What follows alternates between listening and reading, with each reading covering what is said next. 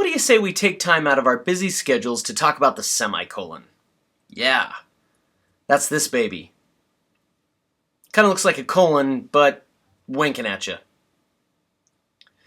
So, I've written 4 sentences here. All of them use a semicolon, but only 2 of them use it effectively and correctly. Do you know which 2 I'm talking about? Pause the video and pick the 2 that use the semicolon effectively.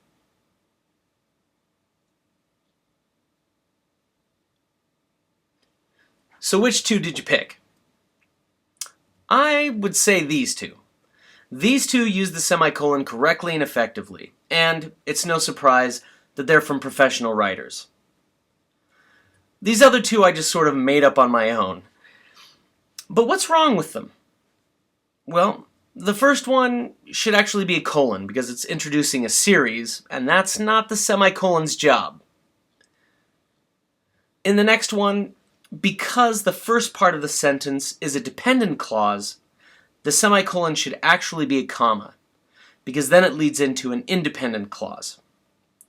Now again, if I'm using terms that you don't know, I suggest you pause this video, go grab your handbook, or look up those terms online. So, as with the comma, the dash, and the colon, the semicolon has both rules and rhetorical affordances connected to it. And when I say rhetorical affordances, I mean rhetorical choices, strategies. Different options you have as a writer to create different effects for the readers of your writing. And in this brief lesson, we'll talk about both the rules and the rhetoric. Where do these rules come from? Frankly, I have no idea. But if we can write using those rules effectively, we can convey to our audiences that we know what we're doing. Sometimes when we make mistakes, even though they're understandable because mistakes are a fact of writing, we often convey the wrong kind of message to our audiences about who we are and what we're about. That's just an unfortunate part of the rhetorical situation, but it's an opportunity for us to learn these rules and to figure out how to use them rhetorically effectively. So I have 4 sentences here, and they're all missing semicolons in places where they need semicolons. So pause this video and take a moment and put the semicolons where you think they belong in each of these 4 sentences. And I want to note that each of the 4 sentences also represents a different kind of rule or rhetorical affordance for using the semicolon. So go ahead, pause the video and add the semicolons where you think they need to go.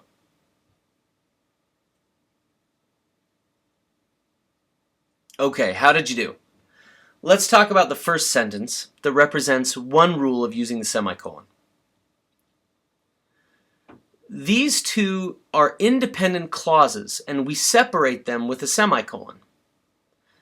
The clause on the left, the chances for a ceasefire were very slim, is an independent clause, as is the clause on the right about the aggressors. They could both function as a complete sentence in themselves. We separate them with a semicolon. Another way to do that in writing is to use a coordinating conjunction and a comma. That would be necessary. The coordinating conjunction would be necessary if you were using a comma, but the semicolon takes the place of the comma and the coordinating conjunction. So those are just 2 options, but that's the first rule. Use the semicolon to separate independent clauses that are not joined by a coordinating conjunction. The second sentence represents a different rule, and that is that you use a semicolon between independent clauses that are linked with some kind of transitional element. In this sentence, the transitional element is what we call a conjunctive adverb, the word therefore. Other conjunctive adverbs would be accordingly, finally, hence, nonetheless, subsequently. You can look up these words in one of your handbooks. However is probably the most used conjunctive adverb. You use the semicolon between 2 independent clauses that are joined by a conjunctive adverb. And sometimes you put a comma after the conjunctive adverb. The third sentence is similar. We're still dividing 2 independent clauses with a semicolon, But the two independent clauses are joined with some kind of transitional phrase or element. In this case, it's in fact. In fact is the transitional element connecting the two independent clauses. So back to this version of, sorry, if you could just look down at the third sentence, this version is incorrect. This is correct. Now we're using a semicolon. Other transitional phrases might be in other words, or after all, or at any rate, etc. The fourth sentence is a little bit tricky and probably a little bit more rare than the other ones. You use semicolons to separate elements of a sentence that contain in themselves some kind of punctuation. So we divide these cities from their states: Austin, Texas, Tallahassee, Florida. If we just used commas, it would be a little confusing, but we use semicolons to separate each of these parts of the sentence that have their own punctuation. So we've talked a little bit about the rules, and we've looked at 4 of them. Now let's take a look at the rhetorical affordances of the semicolon. Check out this sentence.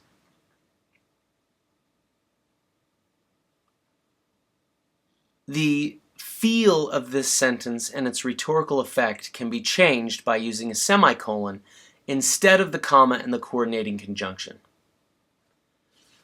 It may be interesting to ask, what is that change? What actually happens to the audience, to the way they read when they read it like this? There seems to be a little bit more immediacy without that conjunction, without the connective tissue putting those two together. Now we have something a little bit more immediate, a little bit more dramatic when we write it this way. To contrast this, we can kind of look at when you use a period instead. So in this third sentence, we have a full stop. The investigators searched the house, period. They didn't find anything, period. And you can see that the feel of that sentence, as we're using it there, is a little bit different than in the second sentence. Now look at the fourth sentence.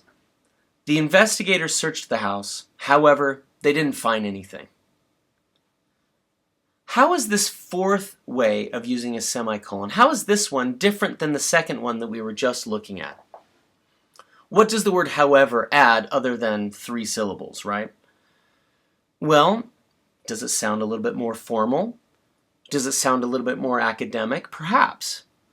The other one seems to invite the reader to make that connection themselves, to make the however, that conjunctive adverb, to make it happen already in their heads. So these are just some of the many ways that you can use the semicolon to create rhetorical effects in your writing. Okay, so let's do 2 exercises. The first one is going to focus on rules and is going to be kind of an exercise you might be familiar with from grade school. And then the next one will be a very brief sentence combining exercise where you can use a semicolon to combine 2 sentences together. We have 6 sentences here, and I've removed the punctuation from all of it except for maybe some quotation marks, and I think I left a colon in there. In the 5th sentence, yeah. So what I want you to do is pause this video, rewrite all 6 of these sentences using the appropriate punctuation, using commas and semicolons in the places where you feel like they belong. Go ahead and pause the video now and rewrite those sentences.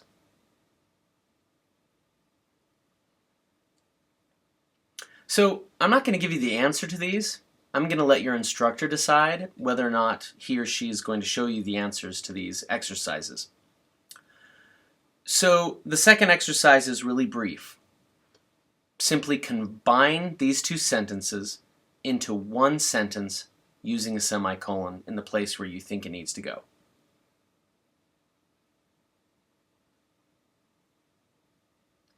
And that concludes our discussion of the semicolon. Remember, there are several other punctuation marks that, like the semicolon, have both rules and rhetorical affordances. And you'll increase in power as a writer the more you know about those rules and about the rhetorical affordances you have as a writer in using those punctuation marks.